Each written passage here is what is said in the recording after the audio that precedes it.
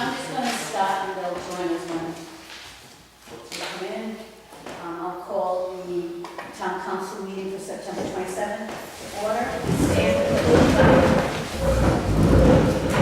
I pledge allegiance to the flag of the United States of America and to the republic for which it stands, one nation, under God, indivisible, with liberty and justice for all.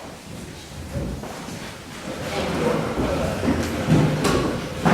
Now that everyone signed in, I do have one announcement. There is a flu vaccine and wellness screening scheduled for October 16 from 10 to noon at Hemlock Village Common Room. So there was a e-blast that went out, and it was also, I believe, in the Foster Home Journal. We have a moment of silence for power panels, so I don't know. What's that? What did you say? A moment of silence. Who was Tom's husband? Richard, I think. I'm not positive. Holly Kyron's husband passed away, but I didn't have a moment of silence. He was involved in things on us, and especially with Tom.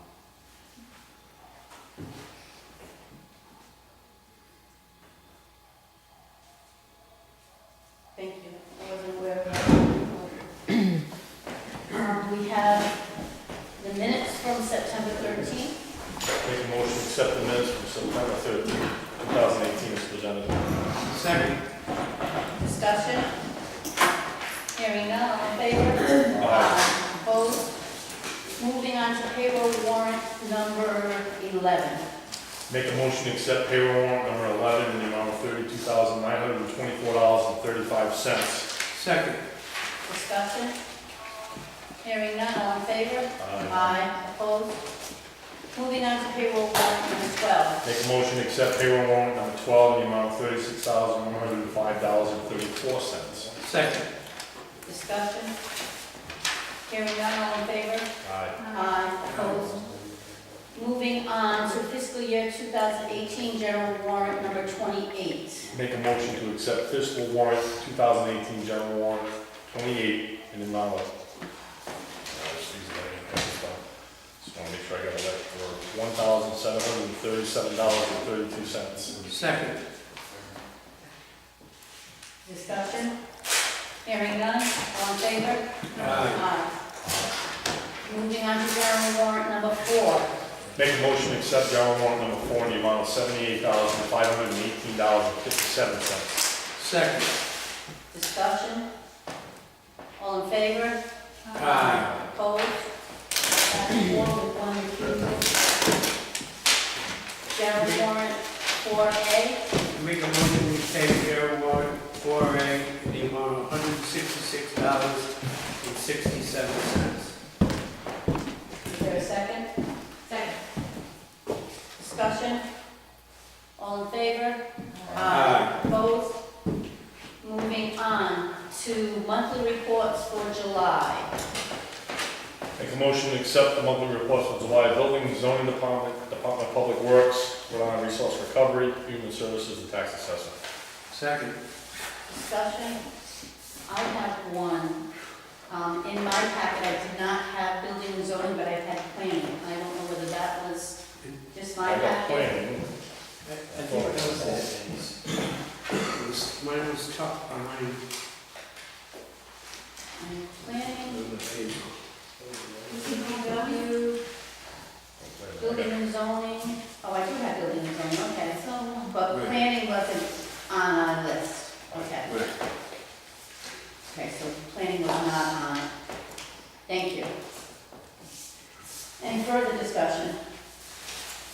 All in favor? Aye. Opposed? So for the next time, can you plan for July? Thank you. Moving on to monthly reports for August.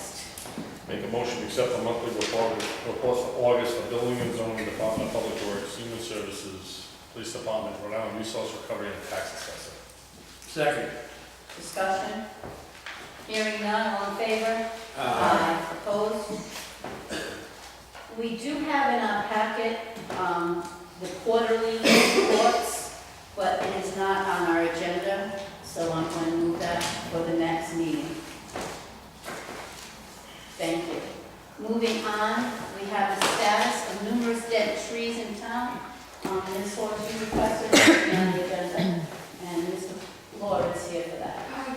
several people questioning where we are at this point, what we're doing, and I had nothing to give them, so I asked that we be able to discuss it. Yeah, well, those are the way we do that, so we have a problem with a lot of veterans due to kitchen loss and stuff. I probably by mistake started going around marking them, and then I quickly learned that was the reason to do, but, just to give you an idea, on a handful of roads, we've got, I've counted 190 trees that are dead. And that's just like 5 roads. You guys have appropriated money for a tree service that started, they were 7 days into it. They were able to get roughly around 3 trees a day. And then we moved up to plain woods, those gigantic oaks, they took a day for each one. So it were like 17 trees in a week. So, And we spent all the money, $5,000 for it. yeah, it's $1,000 a day. And how much do you- We have $10,000 to each of those. So because of the weather, we've got 3 more, well, we got tomorrow, you know, with rained out, and then 3 more days after that. Three trees a day for 4 days. Yeah, I mean, these are good sized trees, Yeah. but then they come to these mega oaks that it takes the whole day to get them down. Like, we gotta move them, we gotta, you know, it's really quite a. What kind of, how do you look for severe storms? I think we're gonna look, I don't wanna, try to walk, but I think we're really have a problem. We're gonna have a lot of trees down. I mean, we had a lot of trees down last, you know, I started in February, Right. March, I can't tell you how many trees I got. And I think it's gonna get worse this year, and it's probably gonna be even worse next year. Some of these trees are just dying now, so they're not quite, you know, getting to the weather right. But there are a lot of trees that have been dead. I mean, we're averaging a tree a week coming down. Still, Yeah, Now. now, we had 2 trees down last week. We haven't had anything this week, but it's roughly about a tree a week. so when they come down on their own, you can handle it, but it's getting the others down that we need to have service. Well, and get them down, you know, they hit the wires and it takes National Grid, and then we take care of that. But they try to, we have a lift that I purchased, so we could start doing a lot of the smaller trees and things that aren't fishing wires ourselves and try to work on it, but it's labor intensive.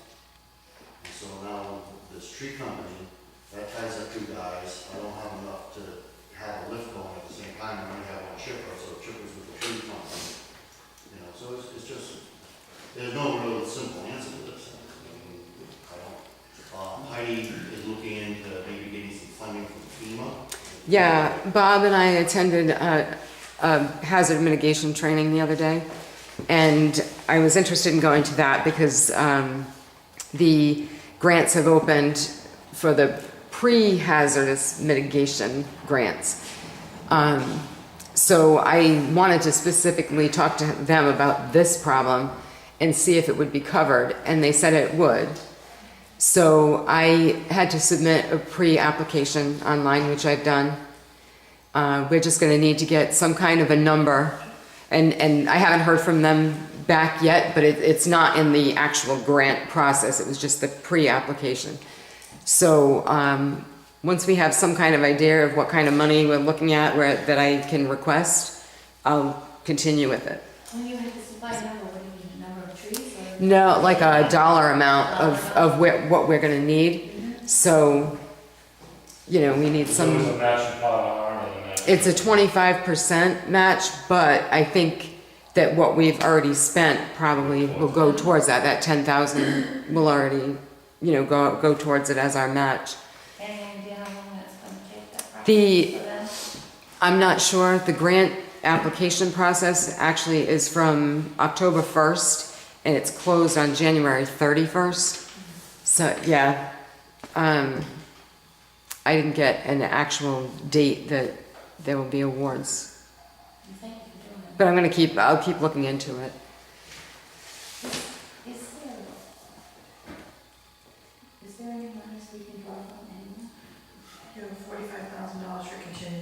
which some of it has already been spent on legal or other. So even, I guess you could take maybe 10 and hope for the best for now and go from there. But we have to discuss like your cases that are outstanding. And I'm trying to do the math right now. If you have 1,000 trees divided by 15, it'll take well over a year to. Well, and again, there's something coming up later on the agenda that is talking about taking money from capital, which I don't think we can. We'd have to get it from somewhere else. So I wanted to bring that up too when we get to it. I'm all for it, but I just think you can't take something out of capital that isn't pre-approved by the taxpayers at the financial town meeting. I can't remember, is it 10 or 5,000 where after that you have to have a bid? We did go up to it. We did, Before you go out for bid? yeah, for those trees that we, yes, that was done a while ago. Yes. We had two Bid and bidders. two bidders. We That had was, two bidders who approved both. Both, I think they're both And working in if they tandem. want that, the difference wasn't that significant, and that way you could have two based on availability. that was done a while ago, Mrs. Ryder. I have a question, Kelly, if you were to take 10,000 out of the contingency and then the funds from a grant came in, can you replace it? Is there, Sometimes it's based on a grant. okay, So sometimes they will allow you to use the money that's already spent towards your match, and sometimes they won't. Especially if you didn't spend it until after you've already approved in hopes of getting it. I mean, not approved, applied, Applied. but it really does depend on the grant. okay. I mean, people can see it as you're riding around, you see the trees. I saw one down on the road in Connecticut today. Well, and the leaves are gone, Yeah. and there's, I was talking with some tree guys, and actually these guys that are actually working, and many towns are struggling with this right now. There are a lot of them, in fact, they're putting in bids for Barville right now, the electric company in Barville.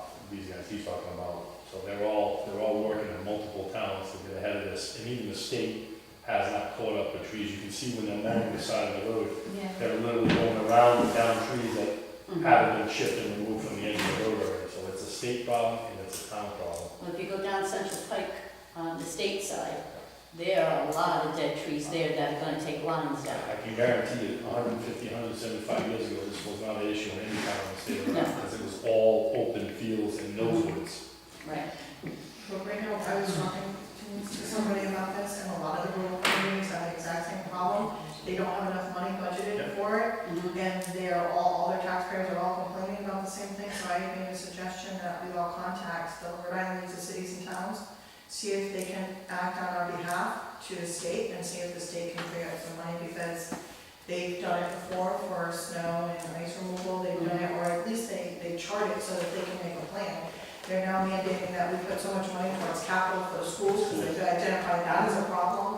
They have all kinds of programs, create one for this, because it's an ongoing issue. When you have 2,000 trees that need to come down, and 10 or 20 or $30,000, I don't know where the people think they're gonna get the money. Well, And this is all new money, who's budgeted for this in the past? unfortunately, most of the trees that are down are in the mostly populated area where the state general assembly has the most Mhm. speaking to, so we don't get that much of a voice out here because we don't have enough pull. And that's where Wasn't the there problem in Cranston and Warwick where the town, where a whole neighborhood was blocked is. That off was a because of hurricane. trees? That was a tornado that went through there and stuff in it. Yeah, but we get a hurricane weather, we're gonna have the same thing here. Mhm. No, those roads, what she's talking about, the roads are a little impassable. Right, You know- We don't have any impassable roads, so it's a difference, it's not Not apples to apples.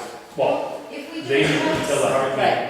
right. if we do what Kelly said and we contact. Oh, I'm just, I Towns, wasn't disagreeing with the point No. Kelly was bringing up, but I was trying to let you know is, I understand do what it, you're saying, but- but. I'd rather be proactive than reactive. and Exactly. again, the same issue she brought up with the schools, we repair our schools. Right. So the majority of our money is going to fix the town, the inner cities that didn't fix this. How's that working for you? But in this particular case, I think the rural communities should stand together, because we probably make up 40 or 50% of the mass of Rhode Island. So you might have 10 rural type communities, and from a square mileage, we take up a good portion of it. So maybe the state will act based on our just sheer size if we work together as a group. Even if all they do is try to help us with vendors or bidding or matches or anything, at least recognize that this is a problem, because Nobody's budgeted for it, and if all of a sudden you have to budget $120,000 for tree removal, and you're maxed out at $400,000 or $500,000 and schools are going up, where are we getting that money? So that's a good suggestion, Kelly, thank What you. kind of promotion would you need to get that going? It would be a resolution probably to be supported by the rural towns, and we would make a resolution and forward it to the other cities and towns through our town clerk to have them support the resolution and send it to the general assembly, is how it will be done. So, do we need a motion to take the resolution? Yes. forward? You would. Oh, Gordon? Yes, I would like to make a motion at this point, if it's okay to do it on the agenda. We are discussing status of dead trees, would this be appropriate? So at this point, I would like to make a motion that we formulate a resolution and forward it to the other cities and towns for them to support our challenges that we see out there with the tree issues. So I guess the town president and somebody would formulate that for the solicitor. Second. Thank you. Further discussion? Could you also add something about possibly contacting the Rhode Island League of Cities and Towns, I can have to gather like information from the other leagues, from the other local They would communities? require a resolution, you could just contact them, I'm thinking you could just send them a letter or whatever. I'm sorry, yes, I just wonder what companies were doing the work right now. What companies? what company? The bids were awarded to Ethan Rock Tree Removal and Now Tree Service. Now it's one more. Ethan is out of service for a while. Okay, so, would you want to amend your motion to include the League of Cities and? I don't think it has, I think it's just a point, let them know what's going on, I don't think it has to be part of the resolution or amended to the motion. Okay, any further discussion? Yes. If there's gonna be just a certain number of trees that are in the budget now that are coming down, has anybody targeted like high-risk residents, Well, like people that are on oxygen machines and things like that, that, you know, I know they get high priority if trees come down, the power goes out or whatever, but is that something that the town even takes into consideration to try to I think get it's that the on? worst trees take the priority, and there's so many obvious out there, and I don't know if we actually know through HIPAA regulations Right. what. Well, I know the National Grid has it, because my mother, when she was on oxygen before she passed away, she was on the high priority My list. father was. So there's a list somewhere of these high priority people, probably through National Grid. I think the police department. Yeah, that's our list of special needs people. It's in the town, it's not through National Grid. I believe the police department has something like that. DPW does not have access to that. So, That's kind of silly. all right, so we have a motion for a resolution, and to forward to other cities and towns regarding the removal of the numerous dead trees.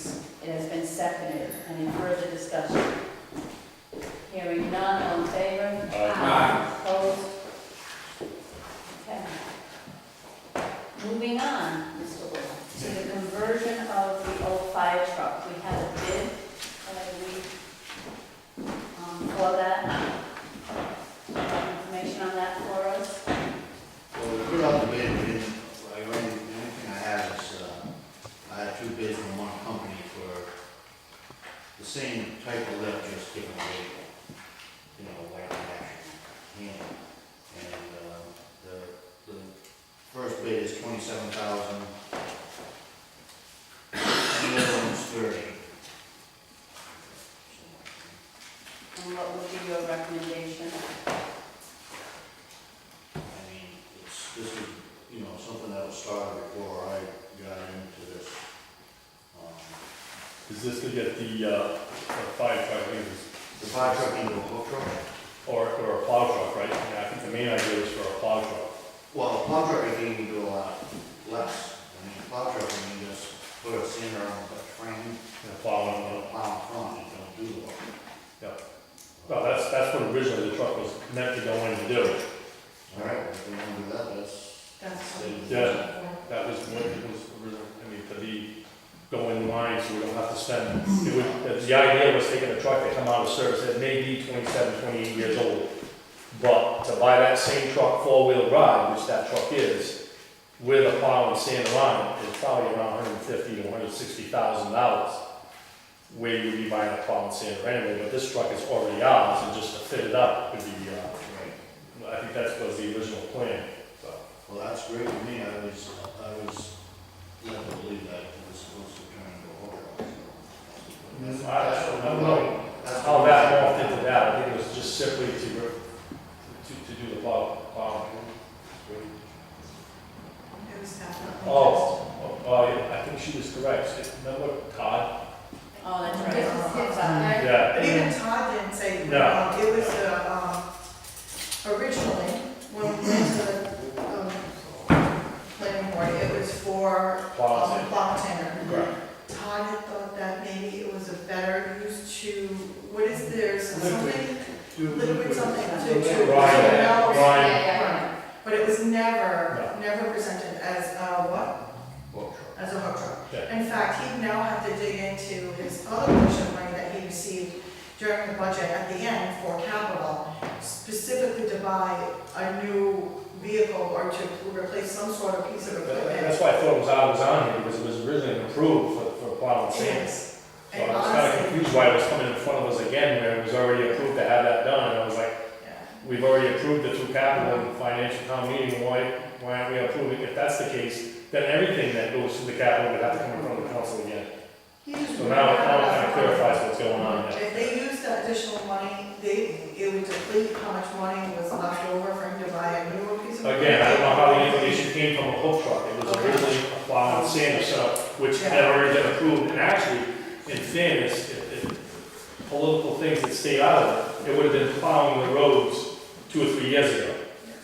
And it was specifically, I don't want to get into it, but delayed. Now, thank God, hopefully it can get done before this winter, because that's what the purpose So was. just gonna put the sander in a plow. Yeah, I mean, the political games we've been playing, it should have been plowing the sander 2 or 3 We years already ago. have a sander. Then we got, And how much money are we looking at for the plow and sander to outfit this truck? you know, with that, and I'd like to talk about, I wouldn't mind going with like a lighter, because that's not a very heavy front end. I would almost want to go with a poly plow, and, you know, because you can do your dirt roads with it. Some of your dirt roads with these heavy plows become issues, and they start hopping and pushing, so I think a lighter plow on that might be the opportunity if we could. And the heavy rubber cutting edge on, So how much do you think? Because 5. I think it maybe 15 or 20, so. Well, no, that's not fair, it might be a little bit more than that. It'd be probably closer to 10. Okay. And then you're fine. We already have a sander. Yeah. So you don't need anything else from us then? No, that clarifies why it was on the agenda. I think that was, as the DPW's got switched somehow one of them. And I do remember somebody was creating a bunch of wish list stuff. and Yes. That was part of the wish list. That was. It was out of touch with me. Yeah, well, listen, great idea. To expound on it a little bit, it's something that towns should look at in the future. For example, because it has to do with that truck, I'll explain. We rent dumpsters and we sit them there and we pay monthly fees on it. A hook truck is much like you see with Phil Dorn stuff, but it's not just the dumpsters. We can have our own dumpsters. If Gary, we can plow in the winter, and if Gary needs a service truck, he could actually have it on a platform where he could take a truck that has a hook, grab it and go on site and do repairs and welding and cutting. If you want to have a dump truck, you can hook up a dump truck. It's kind of like a Bobcat attachment. It makes one truck do 10 different things.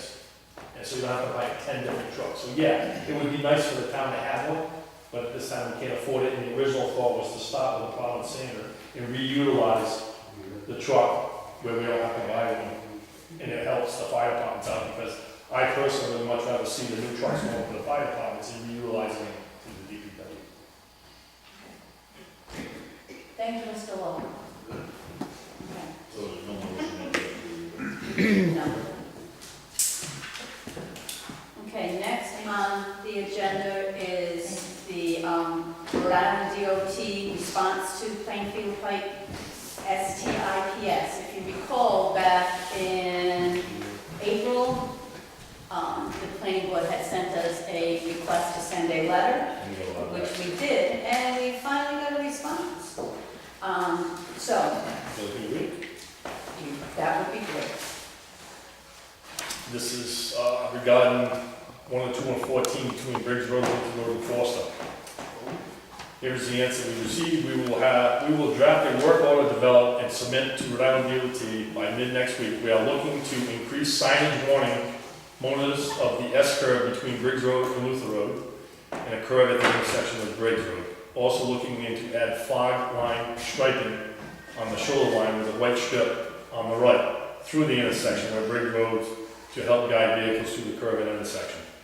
We will monitor the effectiveness of the signs, and if crashes still occur, we will look into geometric improvements to help align the intersection to Briggs Road.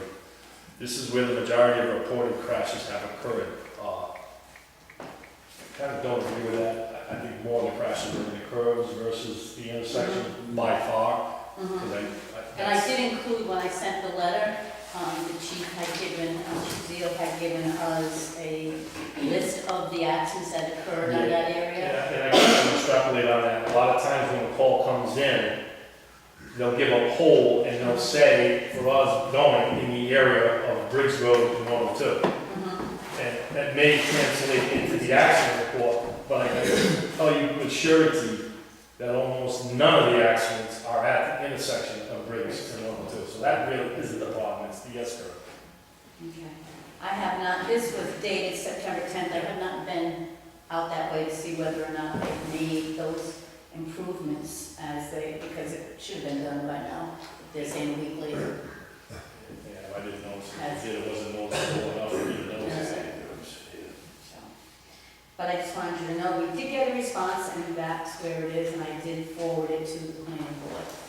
Yes, Mr. Sabaglia? I'd like to congratulate Mr. Chippendale, Mr. Franco, the council, the police, and as far as I know, this is the first time the planning board has taken upon itself to be an advisory board to the council. So basically, everybody worked together to solve this problem. To your question, has it been done yet? The answer is no.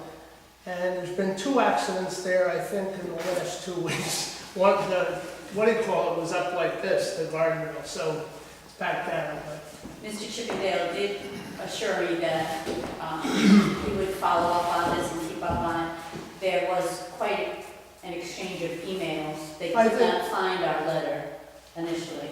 If the council could write Mr. Chippendale a letter and thank him for his efforts, that would be, I did thank him, but I will send him a formal letter. thank you.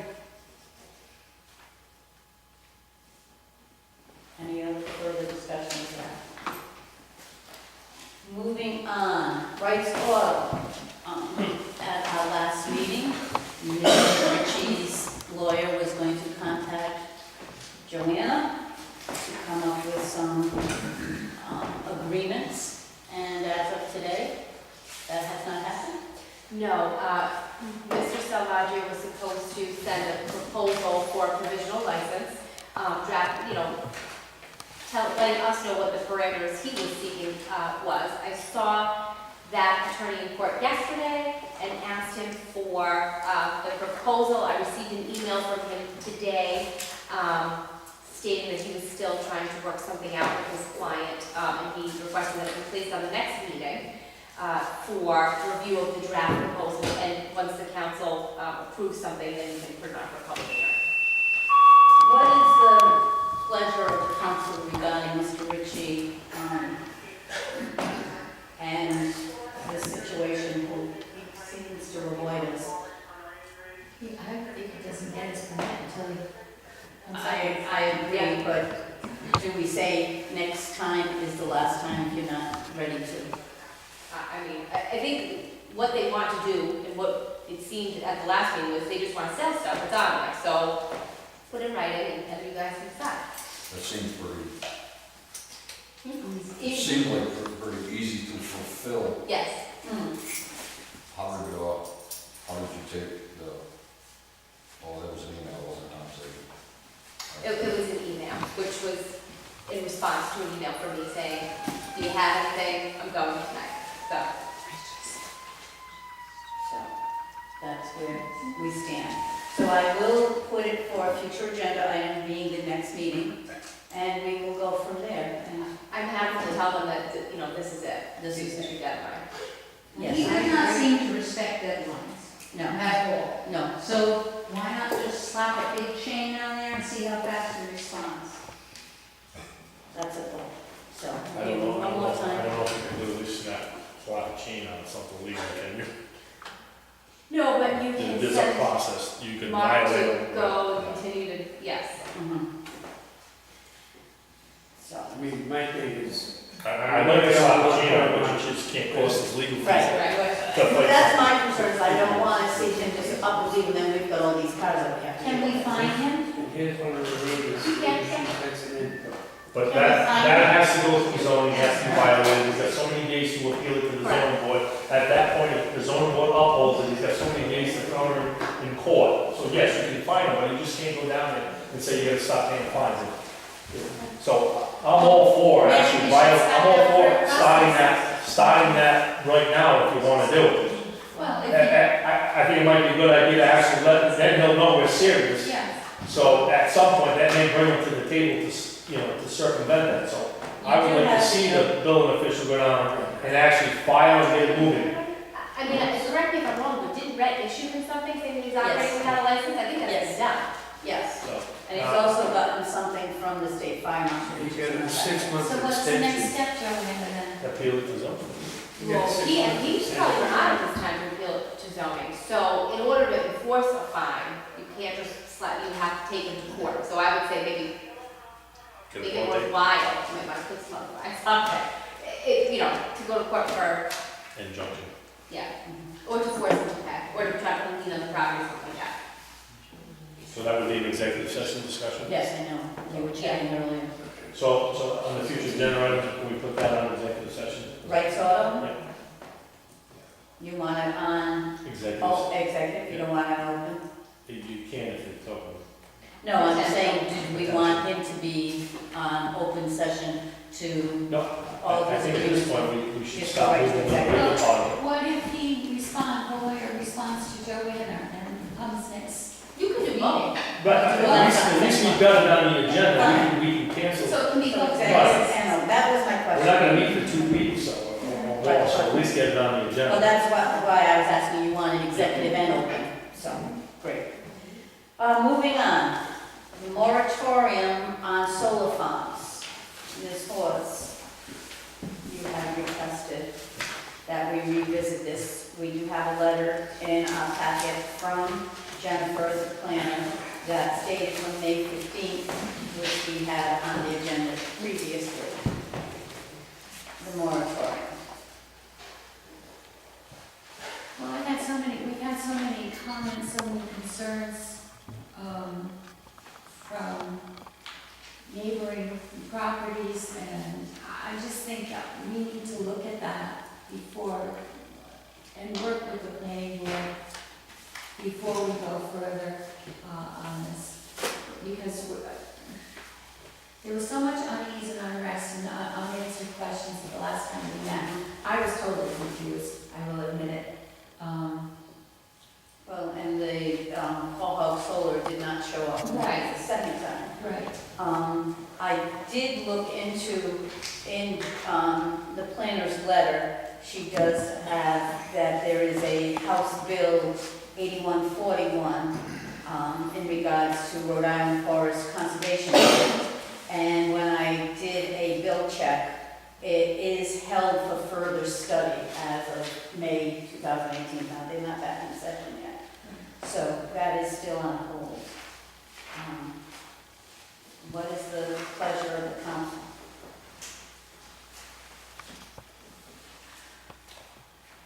Personally, I think moratorium is a knee-jerk reaction at this point. I do agree, working with the planning board and having to revisit the current planning and zoning and tweak it a little bit might be the answer.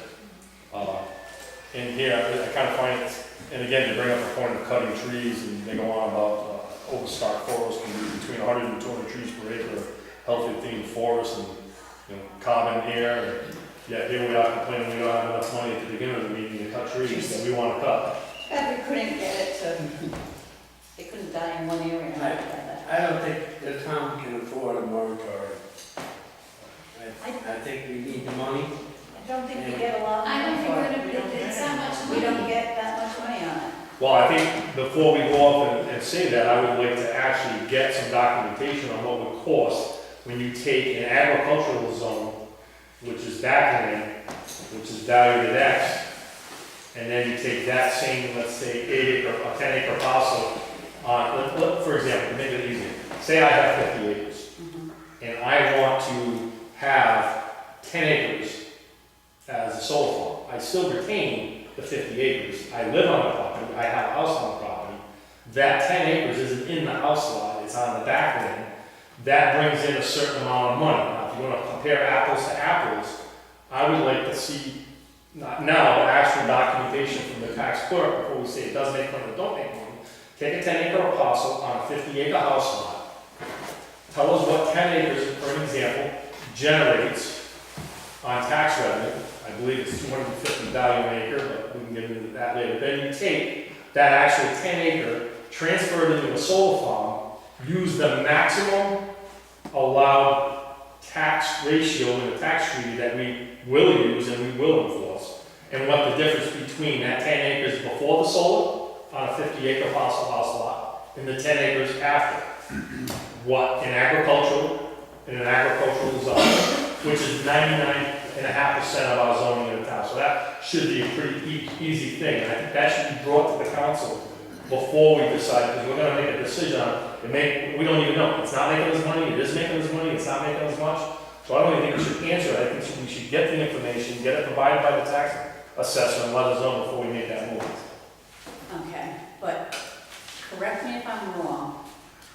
Didn't we only get a treaty with one solar company before the state said you can't do that anymore? Right, and the one that was after that, and We again, only this- got one in town with a treaty that we can get and money. that's $13,000 a year on 8 acres. But the others, we don't, we can't get it. And that's the information I got from her.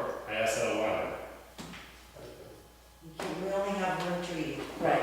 After that, state put in The a cap. state law that you can only charge $5 per kilowatt. So that's my answer. So let's take a 10 acre parcel, find out how many kilowatts are on 10 acres, multiply the 5 times the kilowatts that is created in a 10 acre parcel. That will give you a dollar amount of which that land is generating with the solar on it.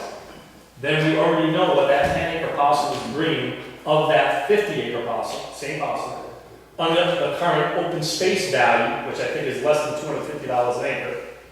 Some of these people aren't in open space, they're actually just leasing their land.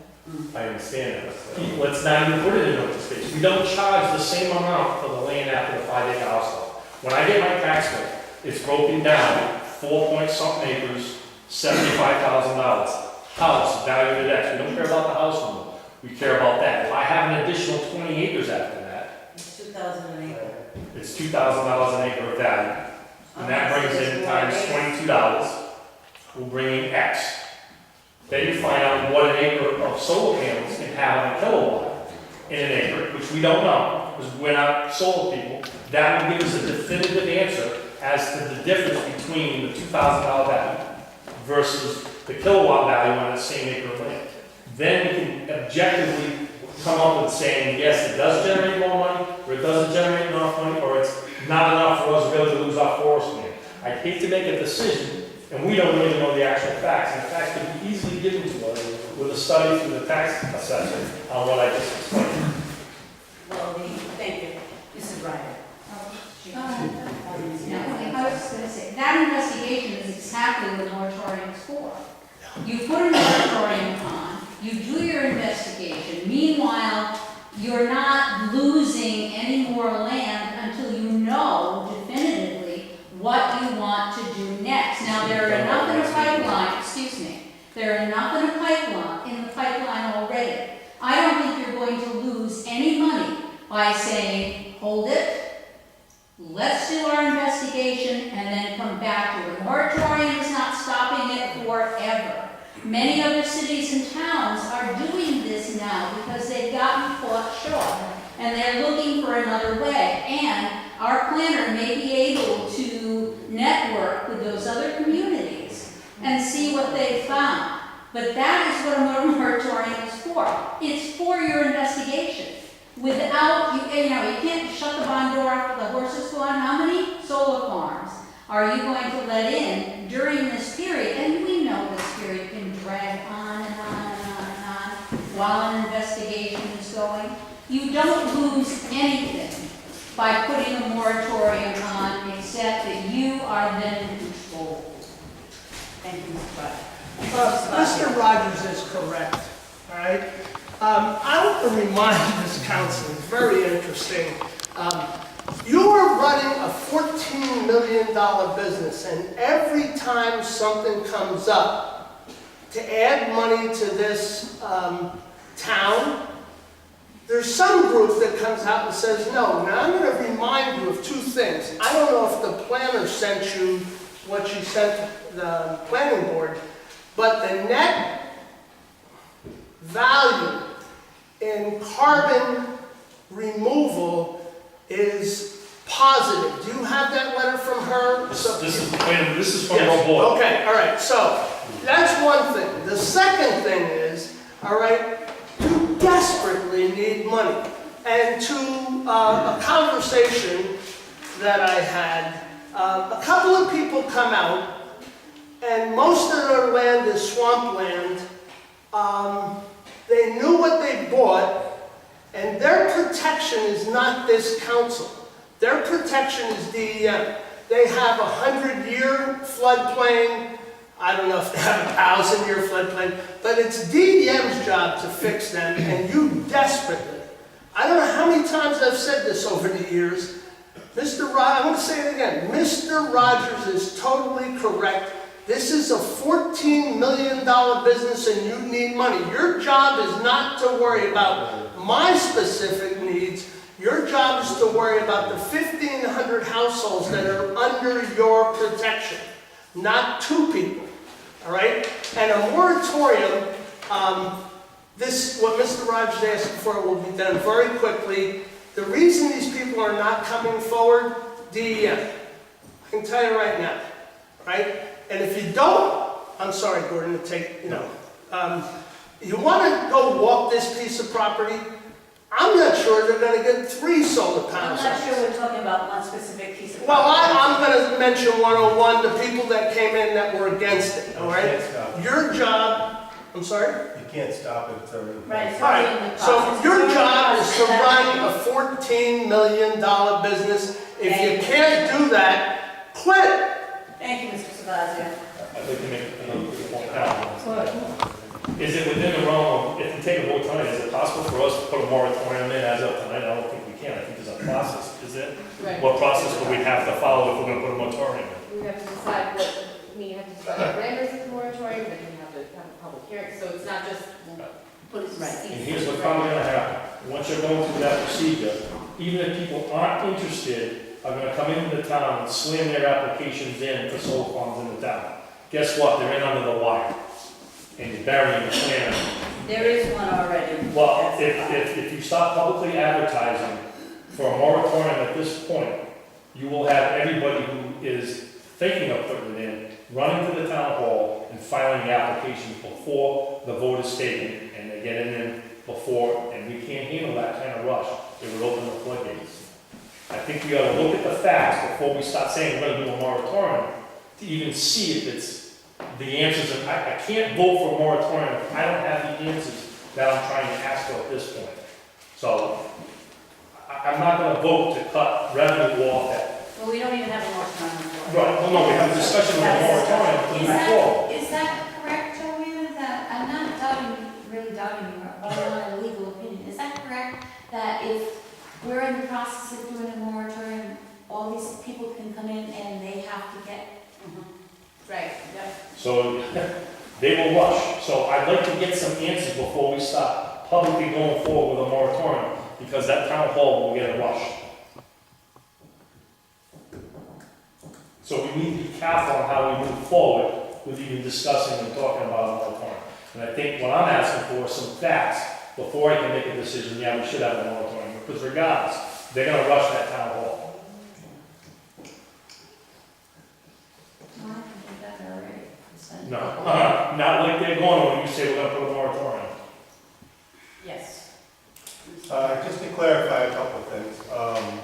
letter that you got, Well, from the plan, it was from the plan department. plan, the Right. plan did that on her own. That was something she had gone to a meeting with the state and talked to many of the towns in the Exeter, and a lot of the planners were very concerned, because a lot of these are a lot larger scale in other towns. The ones that you're talking about, like the ARs that people have on their farms, those are the ones that we started out with, which were great, they used it as an accessory, and they were making money on a lease. But these big companies are coming in, and they're buying up a property. The ones on Route 6 both purchased the properties, the one on 101 purchased the properties. They're not leasing land, they're buying land.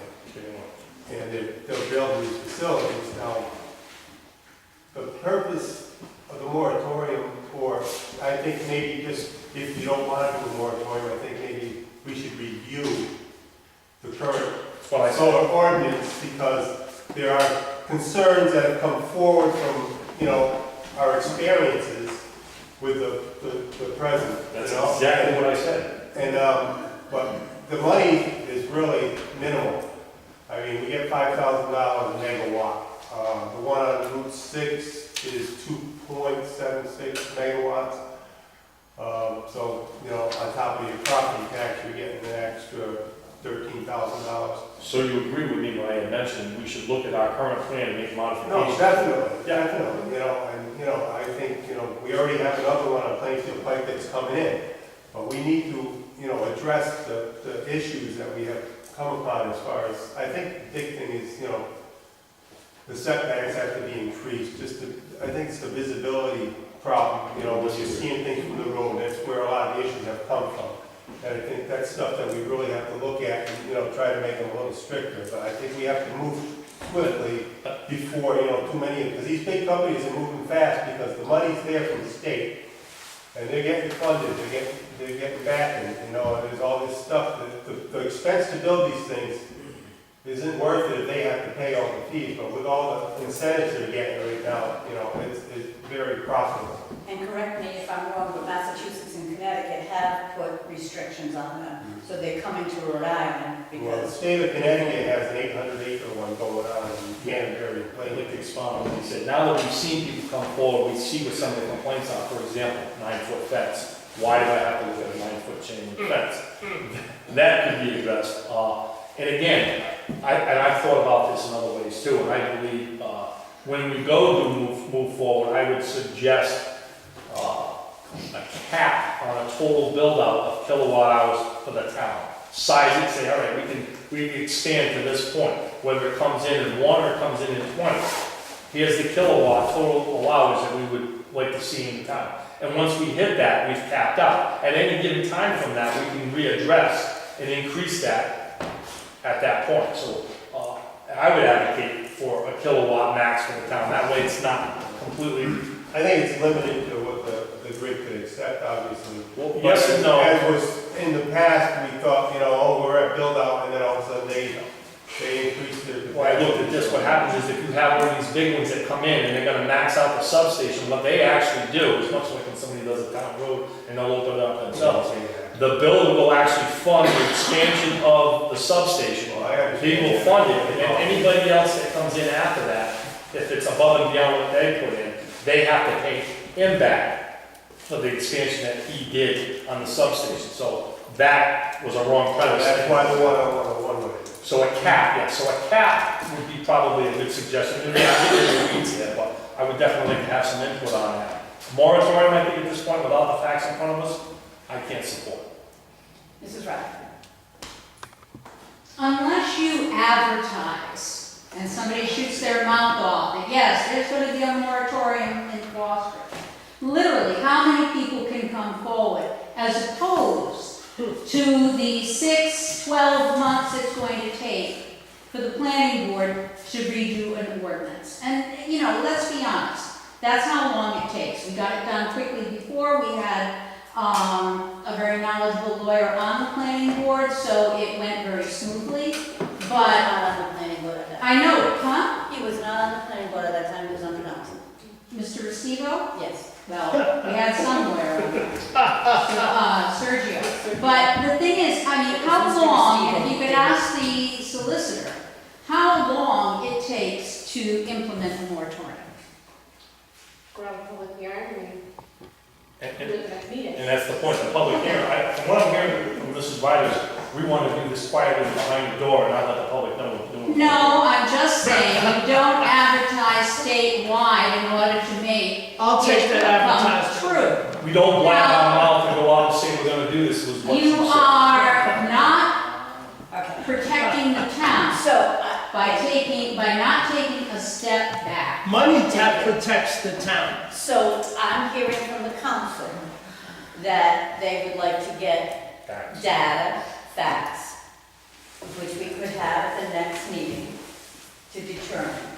Also, would we, and would it fall under this agenda item, requesting the planning board to review the current ordinance, knowing now that we have all this experience, and I don't think it'll take as long as it took to write the original one, because we now know what a kilowatt is, and I sat there for many meetings learning more than I ever want to know about. And we know the complaints on what people are seeing. Right, and what people are concerned about. And I agree, I mean, there are things that I don't want to see either. If a tree falls in the woods 100, 300 feet in and nobody knows about it, what's the Right. harm? You could have a moratorium in a month. Just saying, and you are abdicating your responsibility to the residents by not doing that. People are advocating our responsibility, getting the facts first. before- Thank you. So, do I have a motion? Excuse me. Right now, the moratorium. We're moving on. Yeah. Mr. Steve. You do want to see a Thank you. 25-foot We're fence. not moving on, Mr. Sabazio. You've told us many times you take too long. Yep. Mr. Rogers? Yes. Do you have a motion that you would like to make at this time? I don't think there's any motion needed. Oh, it's all. You want to get Plan board? Well, I don't think it needs a motion, I Okay. can request You that. want to make a motion? I would make a motion for the planning board to have the council write a letter to the planning board to have them revise the current solar ordinance and to address the neighbors, the many complaints that came forward over the several that are going in, and see if they can increase certain things that will help the concerns, like the fence, the setbacks, and such. Is there a second? Sorry. Further discussion? Ms. Hawes, would that satisfy your concerns? Depends who I listen to. I mean, I don't wanna see them come in willy-nilly, I don't wanna see that happen. I wanna see something in place, a plan of action that protects the few that it affects, and the rest of us that will benefit from it. I think that is our concern, it's my concern. Everybody has a right to speak on these issues that affect them, and that's what these meetings are for, I thought. I'm abstaining because I am not sure we're moving in the right direction either way. I don't know what the answer is. This, but This is for. To get the information, I want the information, I didn't think we needed it. Well, but Ms. the we- motion is just passed, it's only the planning board to review the, Can you put a time frame on the letter so they can move on it with That would expediency? be really good.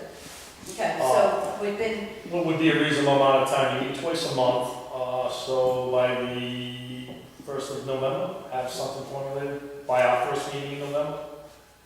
That gives you all of October meetings, That would be, suggestions, let us, that we can, if we want to move forward with an ordinance to revise the thing, so our first meeting would be November 8th.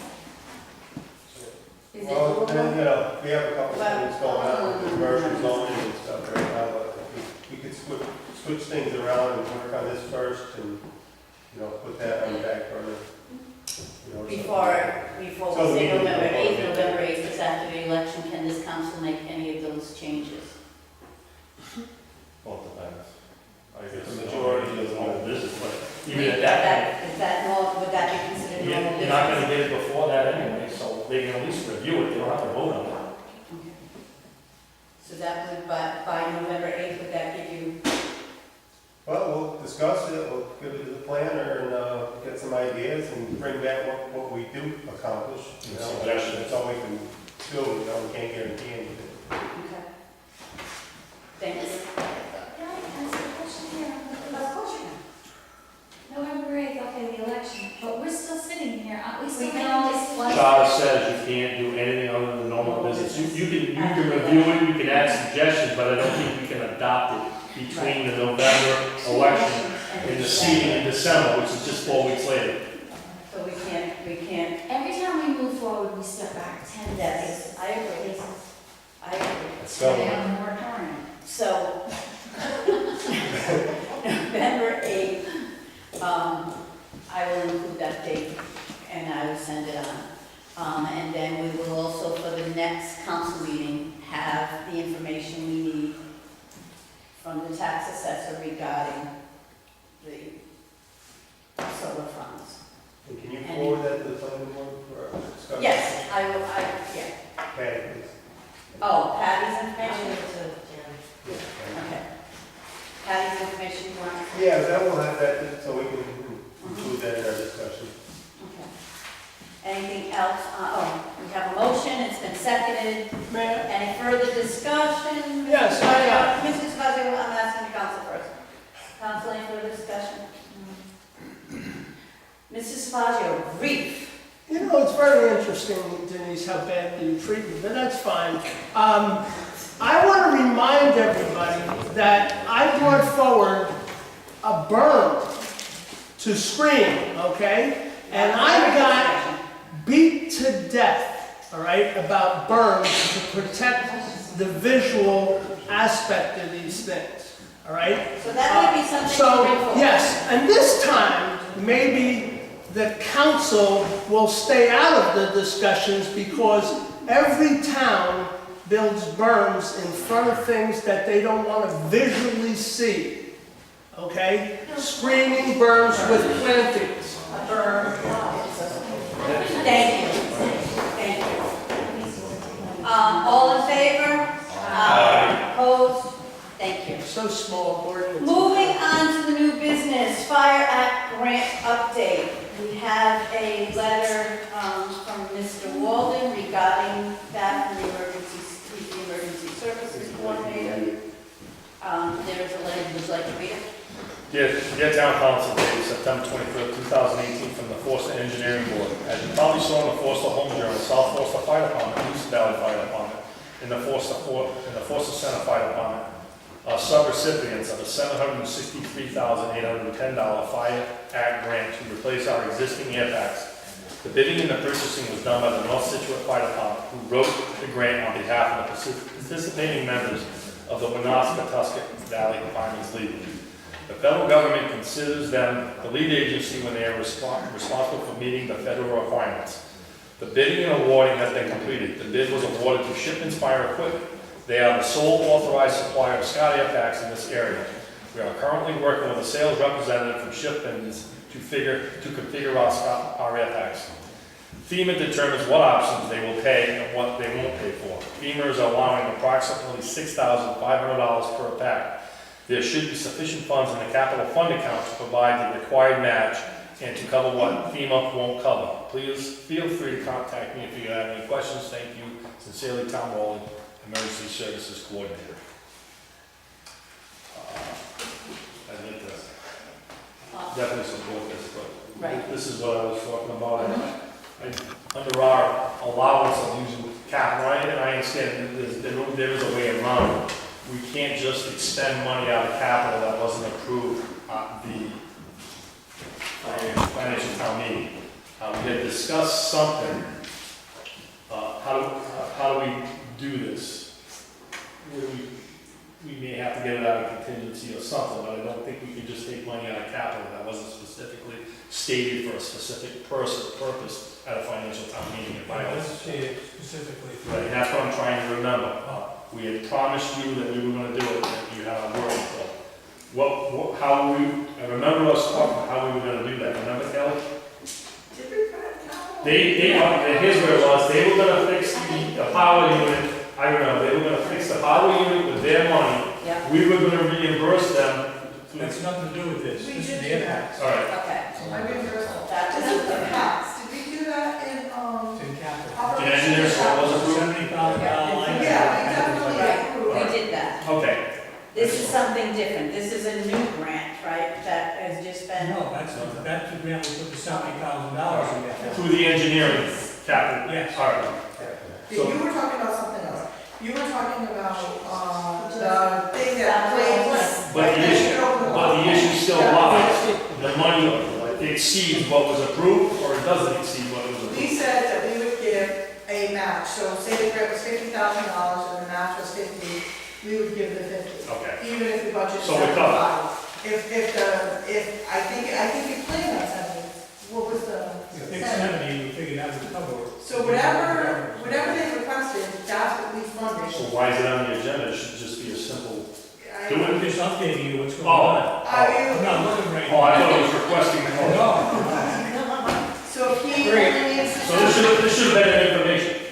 That's No, why so I let's talk about it. He said, hey, this is where we are in the process, and that's fine too. Okay. So it's within the money that we budgeted for, correct? We budgeted. yes. And if it's a little less, we pay them less, and if it's A a little little more more, was we pay them approved. exactly what we have. So It shouldn't be more. it should be fine. We're good. Well, thank you. Thanks. Thank you. Moving on, zoning board alternate appointment. As you know, we had a resignation from the zoning board alternate position. So we have two gentlemen that Okay, the first one in front of me, if he's Dennis Dillon, all is well, please find below a statement to volunteer for the zoning board review position. Please present it to the town council at the next town council meeting if the position is still available. Thank you very much.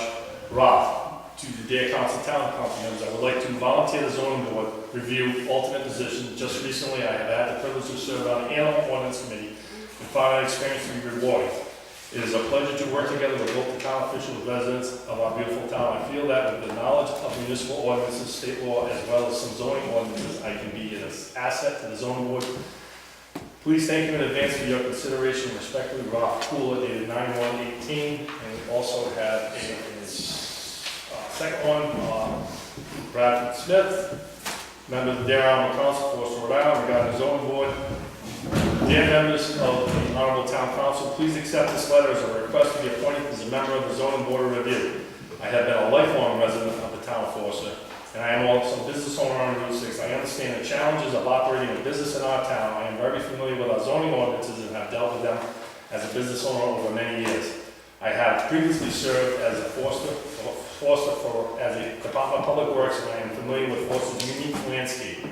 I believe with that knowledge and experience, will be an asset to the zoning board review. If you have any questions, please contact me with his number. Thank you sincerely, Brad Smith. And with that, I would like to make the motion to appoint Brad Smith to the open position alternate that's been opened up by Mr. Esposito on the zoning board. Second. discussion. I think looking at the two of them, I think Mr. Smith is the better fit. He's a lifelong resident, as he mentioned. He knows the town, he's served the town before. I think being a business owner brings a unique pot to the zoning board that will help. Because actually we don't have too many business owners that are in town that are actually on the zoning board that would be able to understand how businesses run and how the zoning takes effect on it. I don't disagree that Mr. Smith is not an appropriate candidate, but I will be quite honest, I did ask Ralph to submit a letter. He served with me on the Animal Ordinance Committee. He is very knowledgeable of ordinances within the town. So I would prefer Ralph. So, Ralph Cole. Can't even go with all the dogs. Excuse me, Mr. Rogers. Not necessary. So we've got a dog word? Yes, excuse me, Mr. Savazio. Yes, Mrs. DeFranco. Yes. Yes, Mrs. Harris. I always wanted Brad Smith to be on zoning. I've asked him when there was openings earlier in the day. And he was like, well, I play hockey, I don't know. But if he can get on that, he would be the best person to be on zoning. I really wish he would be on zoning. Thank you. Mrs. Ryder? I'm afraid I have to disagree. Mr. Smith recently has had. I don't want us discussing. No, all right, but Thank you. he has not seemed to embrace zoning, let's put it that way. And I think it would be a conflict of interest more times than not to have him on the zoning board. Yes, Mr. Sahazi? Yeah, I wasn't gonna say anything.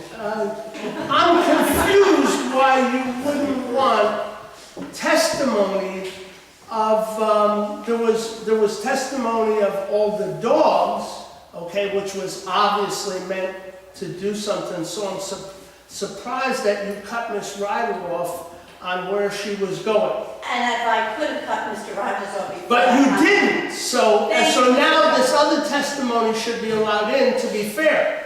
Thank you, Mr. Sabaski. You're That welcome. was just a reference on his resume. Mr. Rogers? Any further discussion? Yes. I just had a question. It's listed as an alternate. Yes. Now, we have 2 alternates presently. Does We one had 2 move up alternates and automatically? one moved up because Did you Mr. move them up Esposito. already? I didn't know you appointed a full. Did you move one of them up? Not at this time. You have. We have not. Okay, would you have to do that before you appoint another alternate? Is the alternate position open? If there's 2 alternates present? That's. Well, he's right. So I would amend my motion. Who are the 2 alternates? Who is the senior alternate? I would like to make a motion to take the senior alternate, meaning Linares, to move to the full-time position opened up by Mr. Esposito, at which point opens up an alternating position, and that's. Can we do that at this time? It's not on the agenda. I'm going to ask that we table this. We can, or, yeah. I'm going to make a motion that we table this at this time, because quite frankly, I'm not comfortable with either right now. Is there, you have a motion on the floor, And it was seconded. and it was seconded.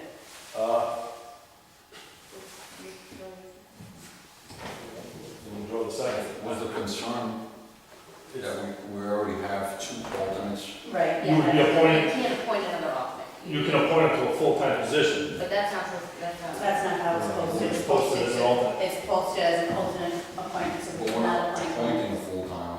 The intent was to fill another void, which we assumed. Yeah, but we had. unfortunately, we have to move on the alternate to open up we have to move the alternate to the full-time. Or, Wouldn't that automatically happen? No. Exception No. for me? No. as a matter of fact, it's started this first thing I thought, you gotta put the alternate up first to the full, and then open up the alternate. So there has been a motion, it has been seconded. If he removes the second, I would move my motion. And your second? And it'll be on the next agenda. So he did remove his second, and you removed, okay, and now, Do I make a There's no motion? discussion, it's motion to table. Well, I want You to can't. just say one thing. Can I say one thing? Once you motion to table, I think there's no discussion at this point, other than, a motion to table is a motion to table. okay. There's no discussion. If you're gonna motion to table, we're gonna We have follow motion, Robert's we rules have of motion law. to stay. Motion to table. All in favor? Let's go on. Thank you. Additions. Additions and abatements. I would make a motion to accept the tax assessors' additions and abatements. 2018 real estate additions, total additions $1,562.25. 2018 motor vehicle abatements, the total abatements are $1,698.95. The 2014 tangible abatements, total abatements $397.62. The 2018 tangible abatements, total abatements are $65.32. Is there a second? Discussion. All in favor? Aye. Opposed? Moving on. Yes, You're confused with what happened in the last one she's trying to. that's what I was. Motion to table, Cheryl made the motion, but I didn't hear anyone second it. It was, he would do I it. seconded it, she tabled, I seconded You it. seconded, okay. Okay. Moving on to the use of the townhouse and grounds. Would you like me to read the letter? Yes, that's, I can't see. Okay, this is pertaining to trunk or treat, that would be, the libraries of course would like to hold a trunk or treat Halloween parade on Saturday, October 27th, with the help from the members of the town recreation committee, who will use the town office parking lot, the fairgrounds, and the townhouse on Saturday from 4 to 8 p.m. question mark. This was such a great event last year, we already had people asking us about it, and with a few promising to decorate their cars. I'd like to put an ad in the Forest Home Journal if you are okay with that, and use the parking lot, fairgrounds, and the townhouse on this date. The parade starts at the library at 5 p.m. The kids visit the cars on the fairgrounds directly after the parade. Inside the townhouse, we will have guess the giant pumpkin table and a place in the townhouse for picture taking. I can review the decorations for the Forest Preservation Society and follow their rules and guidelines with this. Any refreshments will be served in the parking lot. In the emails going back and forth between the library and people of the rec committee, it looks like the town rec committee is doing popcorn, short movies in the supper shed, and a haunted trail in the Annewood Barn area. Library staff will be there along with volunteers from the rec committee to help set up and clean up. Thanks for the consideration of the request, and if you can help, if you can let me know by Friday, I can go ahead with the ad. If you have any questions, please email me, Catherine James, the library director. And with that, I would like to make a motion to grant the library of Forest, along with the rec committee, the trick or trunk parade on Saturday, using the town fairgrounds with all the appropriate paperwork that we usually. Second. Discussion? It was pretty good times last year. No, it was. The trunk It was or treat. awesome. Yeah, I think it's. That was It's great. gonna get bigger and better as it goes. It was quite greatly received. So. Any further discussion? Hearing none, all in favor? Opposed? Moving on, Hain School regionalization. This was something that Mr. Stone requested. Yeah, to try and help the school committee head in that direction, trying to be proactive and get the ball rolling. And I would like to make a motion for you to send Glasgow County Council a letter saying that we are interested in regionalizing. Is that a motion? Yep. Yes. that was. I'd like to add a little bit into that letter. We don't have a second. So there's been a motion requesting myself, the town council president, to send a letter to the Gloucester Town Council requesting discussion concerning the regionalization of the elementary schools. Is there a second? Sorry. Now, on that discussion, there's a lot of ins and outs on this, as Brendan will let you know. I don't think my talking with the other council members, again, if they're interested, fine, but I'd also like to add to that letter that if they are not interested, I don't think it would be a detriment. Unfortunately, it has to go to both towns for a vote, whether we just want a house or they want them both to be voted up or down. But I think it's going to be a little bit of a PR, and I think maybe the school committee can add a letter to it, that if we decide on our own, that as a group of Forster people that we really want to move forward with our Hain School, I'd like to have some facts put in there that even though Gloucester may not want to be part of it, I think they shouldn't just vote no, because there are some financial benefits that Gloucester will automatically receive, tremendous benefits, just by allowing us to go into the region. It will increase by default the capital reimbursement from the state on Gloucester's side. An example of that, and just the numbers, Gloucester right now, I'll use pencil. Well, I'll use it as a Forster Gloucester, I think they're around 55%, I've had this argument before. If we take, and we're allowed to, by their vote approving us and us approving it, just our Hain School goes into the region, we do save administratively, but it increases our capital expenditure, even if it's a project that Forster Middle School and High School on a percentage-wise on state reimbursement. By default, Gloucester would receive that money towards a capital improvement region, because those are in the region. So they, by default, don't have to put their schools in, but receive a financial benefit by allowing us to go into the region. And I think I would like to have the school committee to elaborate on those numbers, to also send a joint letter in, because this really has to do with PR. We need the PR with Gloucester, and we need the PR our own residents in our town.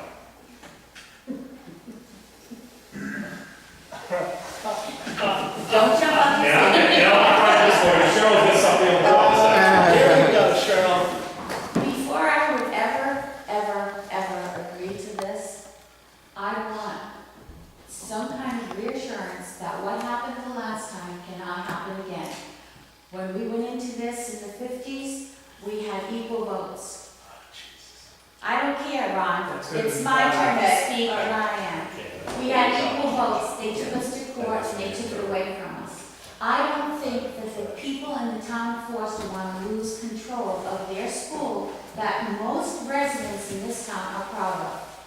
It's a great school, our kids get a great education, they're well looked after, they're well taken care of there. I want it to remain, God bless you, in this town. I don't want that taken away by anybody. Yes, it would save us money on administration. We already have the superintendent. We could get rid of the salary there, I'm sure. Yes, we would get more money, I understand. I also know, because I work with the unions, that that's the plan for the future, to regionalize all the schools in the state.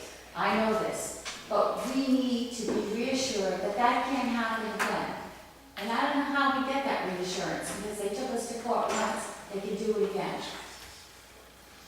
Yes. So to that point, part of the purpose of this conversation is to outline concerns that both Foster and Gloucester have, so that they can be identified up front to make sure that both parties are interested in pursuing regionalization, either full or partial, and figure out what mechanism could be used to address those. So to your point with representation, one thing that has come up in our meetings is if we partially regionalize, would we, as Foster, be entitled to more seats on the committee just by default, because we'd be having a larger share of the student population?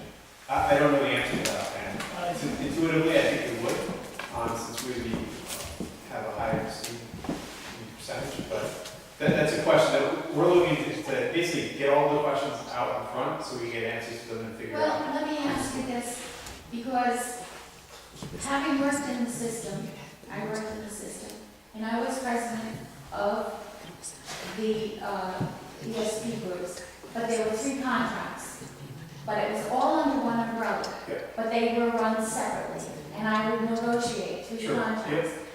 Why can't we go in, if we go in, and we still, I know that you want to coordinate the education piece. You want them to, absolutely, you want them all to be taught the same, so that when they go in, they're equal and unequal footing. I certainly agree with that.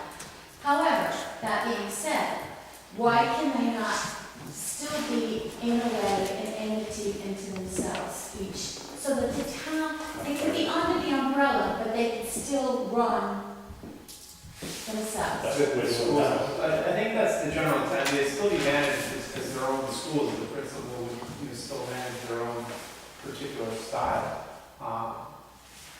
I'd like to I know add my to Cheryl. bonds really well. I'd like to add, Cheryl, the irony of this is, in reality, we are actually regionalized, but not officially on paper, and receiving the financial benefit of it. We actually are paying Dr. Bonds to be our superintendent Yes, we of are. Payne School, an additional 30 or 40,000, 30,000, can I finish? We are already basically fully regionalized with our Payne School as we stand right now. The thing we are not benefiting on is the financial end of it. So basically, nothing really would change. Again, we have, and I've had discussions with the school committee, and I do have concerns myself, and my concern is on the capital improvement projects, because we're outnumbered. Again, I really don't think any educator, when they're buying books for these kids in this town, they're gonna say, all right, this is Forster. We're gonna get Humpty Dumpty for these people over here, but we're gonna get I'm not talking Peter about Rabbit for these I'm over not here. talking So what my big concern is, and what I was leading up to, is the capital improvement which is where you realize the money, where Payne School could be neglected because they don't have the votes to repair Payne School to do a capital improvement. I mean, taking a step back, the intent of this, I believe, is just to identify all of those concerns so that they're all on the Yes. table, to see if there's interest and to figure out if there's a way that would be palatable for everyone to move forward. So I think that's a valid point. The capital projects, that's a valid point too. There's been suggestions about ways maybe here on that, you know, if the town's retained the building and they're responsible for ongoing maintenance. So I think there's solutions to a lot of these. It's just dependent upon whether or not, as a whole, people are willing to continue. I would add that there's also very real concerns about risks that we as a group may not foresee when we open up the charter to be reviewed. So we've asked the attorney to take a closer look at that, to identify areas that, you know, there could be unintended consequences. Perhaps we open up the charter and all of a sudden, Boston will vote to add 3 more seats, so we're out number 93. I don't know, that's just me. But we just want to make sure that we understand on our end to make sure that we're protected too, that we go with the best intentions, we don't expose ourselves to undue And risk. unfortunately, that's exactly why our constitutional convention failed on the last 10-year ballot, because people were afraid of the unintended consequences that may happen. And I am. It's a very valid period. We also don't, it's foolhardy for us to go down the same path that it failed, I think, 10 years ago, correct?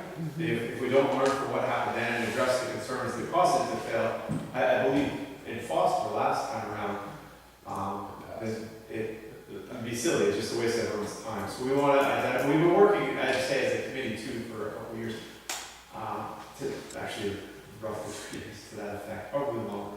It's longer because Yeah. my father was alive when we went to the first meeting they had. Yep. So I think, again, this is just, the intent is really just to open that conversation. It's a little awkward that you don't really know who's going to be continuing the conversation, but I think it's important just to open the door, to identify concerns. I mean, it is a little odd the way it's structured now, both educationally, logistically, financially. It is odd. So if we can come up with a way that works for everyone, I think it's in the best interest of the kids, I think it's in the best interest of the taxpayers. Yeah, I'm not in my head, so I was waiting for the, I don't want to be rude to everybody. Yeah, no. Mr. Sabazia. Yeah, I do have, look, I don't know how you can't understand one man, one vote. It was set up exactly as you say, and it was set up illegally. It was a nice thought that it would be equal representation, however, they have twice as many people. What we were taking, excuse me, what we were taking to court for is one man, one vote, okay? So the only way you will change the number of people on the committee is who has the most people in the town. Has nothing to do with the students. We had 2 different attorneys look at this, trying to figure out a way Foster could regionalize without Gloucester. And 2 different attorneys, Picciarelli and, who do you have now, Brendan? Anderson, both said you couldn't do it alone, all right? The second problem is, and this is what's amazing to me, the people of Foster cost Gloucester $6 million and cost us $3 million out of this fear. Gordon said one thing that's correct. Reopening this, you know, but Gordon, you see, I'm not small like you, okay? Opening this charter up, all right, with as many votes as they have could be a real problem. So be very careful in this case what you wish for. In fact, he's right almost in everything he said. Reimbursement in capital projects, but reopening this charter could be a big ball of wax, okay? And as I don't know who's on the committee more, I know some of the people, I know the people on the council. You open this up, you might get killed. Thank you. Mrs. Ryder. I would just like to know from Ms. Samara if this council formally sending a letter to Gloucester might negatively impact what the investigative team has been doing, because you might get an immediate knee-jerk from Gloucester saying no, while this team is still trying to feel their way, find different areas of agreement, areas of disagreement, and so on. But if you confront them, I'm wondering if that would. They're gonna wait until the meeting's just like I mean, it's a valid question. They have, the way that we've approached it at the school committee level is we've had the Gloucester representatives on the region go to their council and ask them this question. So it should not be a cold question to them. They're aware that it's been out there. I believe you had public meetings that Gloucester and Foster were posted and invited to come, and you have these regional discussions in an open public meeting. So I don't think they'll be surprised. I think, to me, what it does is it signals that the council, the actual town government level is interested in pursuing it further. And I think, like I said, I think it should be sent as more of an information gathering thing. It's a very long process. We've actually asked our legal counsel as well to put forward a schedule of what's actually required. I confess I don't really know all of the logistics. If there's statewide votes that need to occur as well, just to open up the charter. So just to figure out what that timetable would be, because I think it's also a little bit disingenuous to start the conversation. It's a 2-year process. And we should have a calendar. So this to me is more of just, hey, we're talking about this. What are your concerns? Let's get ahead of them. Maybe we have some of the same ones. Maybe we haven't thought of something yet that we should cause us a pause. That's the way I see it. We talked at our meeting the other night, but it's really at your level. To answer your question, they're aware. So our approach has not been a formal letter. So we've just been inviting them to subcommittee meetings. Our Gloucester members have been going there. I think Shelley might have gone. Christine might have gone. May I ask what the Gloucester reaction was? Tepid at best. Tepid at best. And that's part of what I was getting at too. It's I don't know that there's ever really an ideal time. I think you just need to start the conversation. This is a little awkward because, you don't know who's going to be everywhere on November 7th or November 5th, whatever it is. It is, and that's why I brought up. It's an important issue, especially the state should be pushing more regionalization. So the incentives are going to get more and more. I mean, right now, there's a big push, and I think we brought it up before with the capital expenses. Mike talked, or Dr. Barnes talked about it last time, how that's becoming mandated at 3% of all the money. That bonus is going to be even more critical when that is in place. We were close to that value here as it is, but that could change by who members on the committee as it stands now. If that's mandated at 3%, and that bonus, that extra 50%, or whatever it is, we're asking for that to be calculated too. And that's why I was thinking in the letter to mention that, the discussion may be that, we may understand Gloucester may not want to bring their elementary schools in. But we really should, if we want, and we can come in with an agreement and do it correctly, the letter should be stated, if you don't, either just, like you actually wrote down, whether you're interested, or if it's just us interested, that would be part of the discussion. Get, not for the sake of the word, shooting over the bow, but let them know that we may like to move forward on our own, and to let them know that they will actually financially benefit by us moving in along too. So we have a motion in a second. Yes.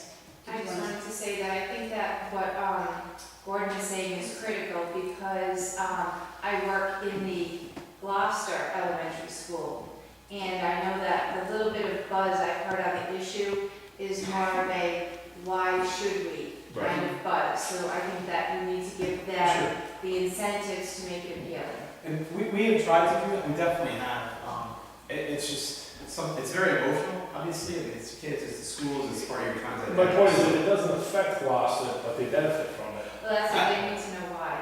I mean, if we're talking about, personally, I'm a little apprehensive about the one town going in approach. I personally see that as a very, very difficult selling Gloucester. I really do. Because I think, I think it'd be really hard to convince people as to why they're voting for it. Even if we do our best, you're not going to reach all the people. Even if it benefits them tremendously, I just think it's a really hard concept to understand. Yeah, but this is, I'm sure, I've talked to council. We try, I've talked to Gloucester council members, and they're adamantly against their elementary going in. That's a definite no. I've actually been told if we could get out of the secondary region it's weird. So I think if I'm making my way of doing it why is am I that just it's retarded? our own You know, it's a hard concept to pass. But it's a conversation. You lose the, everybody, all the children being taught the same stuff moving into the region. You lose that argument if their elementary schools don't participate or don't become part of the region. Yeah, that benefits certainly. Yes, that's true. Yes. We have a motion, it's been seconded. Any further discussion? Hearing none, all in favor? Aye. Opposed?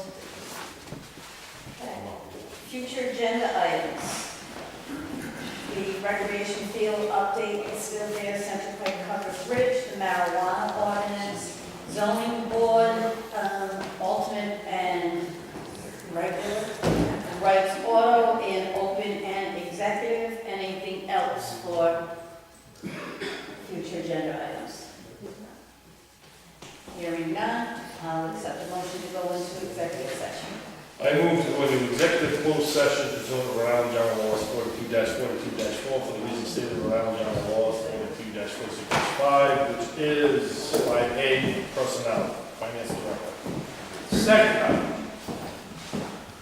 All in favor? Aye. Opposed?